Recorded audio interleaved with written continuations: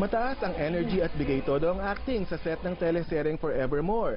Ayon sa lead star ng palabas na si Liza Soberano, nakakawala ng pagod at natutuwa siya na Agnes ang tawag sa kanya ng fans sa tuwing nakikita siya. Nakakatuwa kasi tumatak sa kanila yung, sabihin, tumatak yung character ko sa kanila. Parang naging icon in a way si Agnes.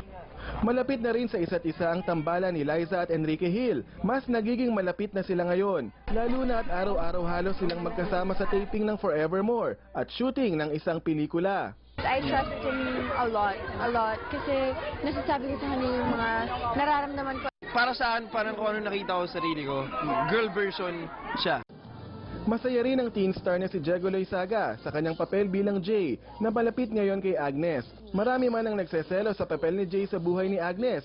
Ipinagmamalaki ni Diego na nagagampanan niya ito ng maayos na ikinatutuwa ng manonood. Okay lang, I mean, it's just my character naman, it's just Jay.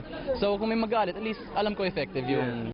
Marami pang malalaking eksena na dapat abangan sa Forevermore. Kaya naman pataas ng pataas ang ratings at tinututukan gabi-gabi.